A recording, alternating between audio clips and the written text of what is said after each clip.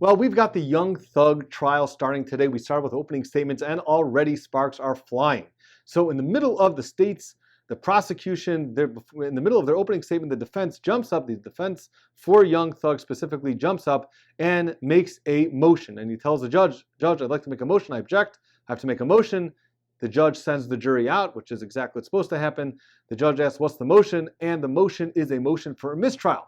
Motion that we have to start this whole trial over again, start over with jury selection, do this, scrap it, and let's start all again from the beginning. Now, what was the basis of that? Does he have an argument to be made? Is this something that could possibly be the subject of an appeal? Well, let's first take a look at his words for himself. Here we go. All right, Mr. Steele, what's your motion, sir?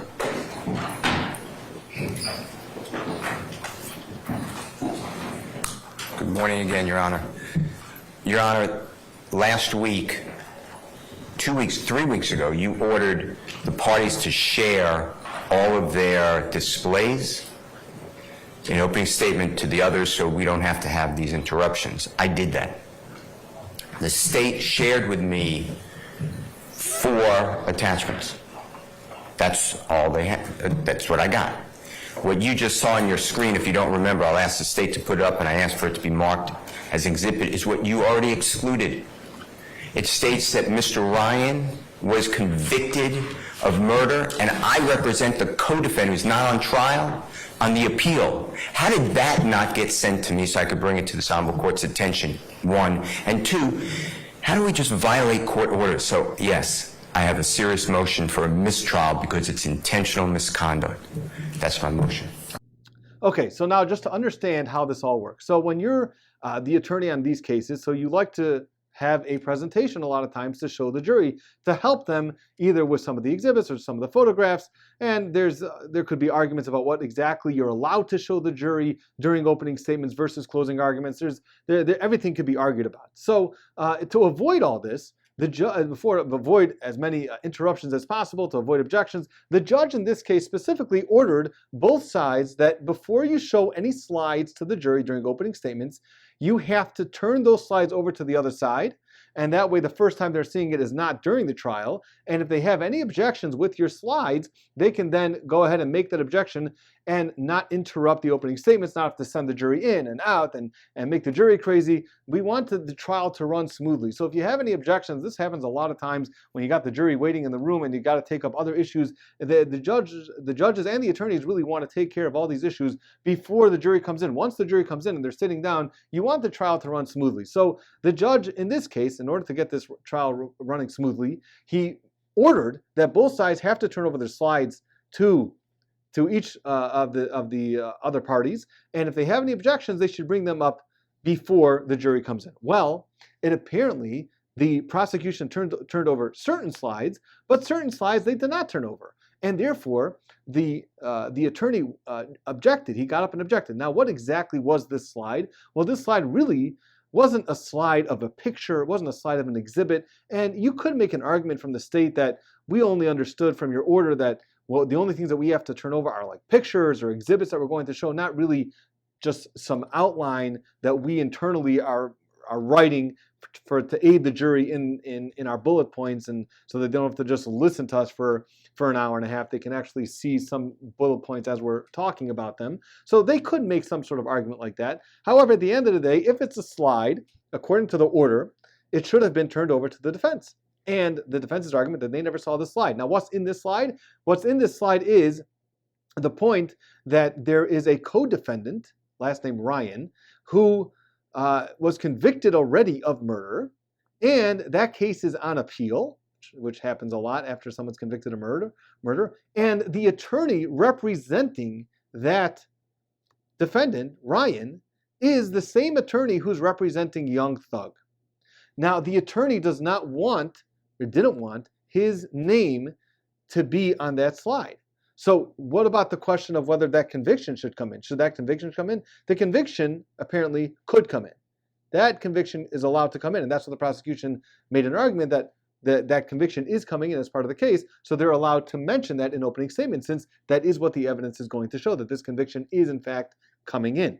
But the question then is going to be, well, what about the fact that this defense attorney is the same attorney that's representing that that co-defendant in this case. So you have a co-defendant in this case, in this RICO action, who previously was convicted of murder, which case is on appeal, and in that appeal, he's being represented by the same attorney who's representing Young Thug. That part should not have been exposed. The jury should not have been exposed to that part.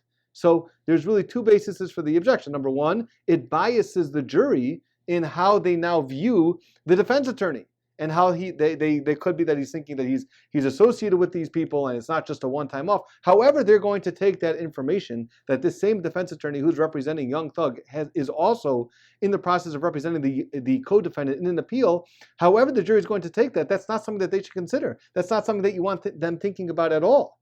So one of the requests from the prosecution in response to this motion for a mistrial was for a curative instruction. Now, a lot of times there could be a good basis for your objection, and perhaps it could warrant a mistrial, but the judge doesn't like to grant mistrials, right? After all, they just went through a long jury selection process. They don't want to have to start the whole process again.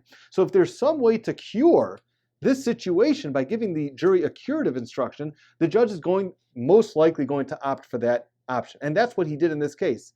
But what was interesting is that in his actual curative instruction, you can take a look, he doesn't mention anything about that they shouldn't consider whether the defense attorney is representing a co-defendant in this case. He doesn't say that the jury should not take that into their consideration. He doesn't say a word about it.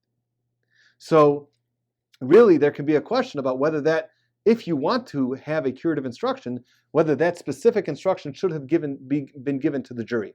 Now, that's just in terms of the bias that the jury could have been exposed to by seeing this connection with the defense attorney, not just to Young Thug, but also the connection that he has to a co-defendant in this case, who he's handling the appeal for in a different case, in that individual, Ryan's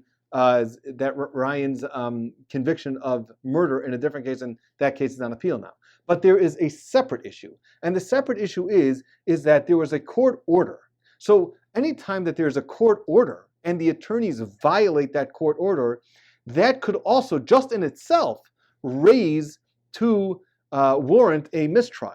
So there can be a sanction when you violate a court order like this. And the court order was given for very specific reasons. For this exact reason was why this court order was entered into.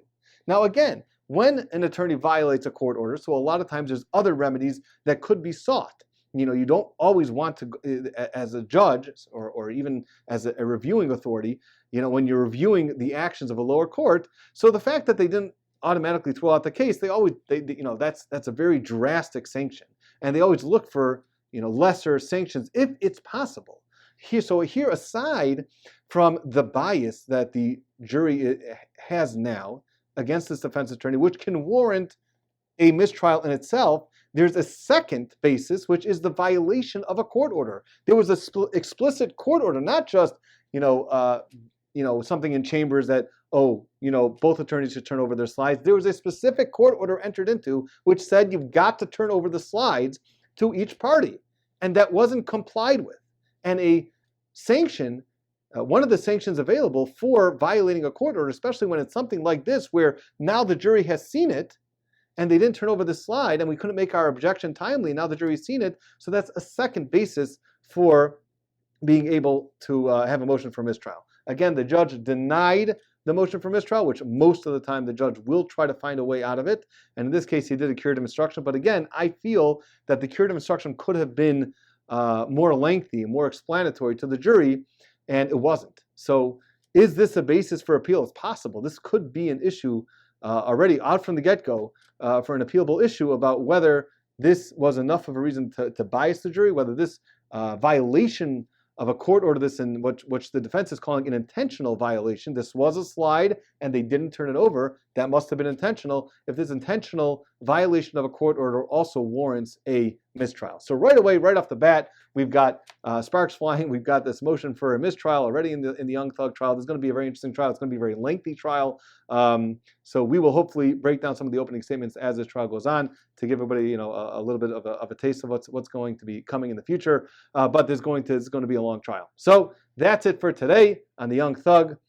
Please, if you haven't yet, subscribe, like the video so we can continue growing, and we will see you next time.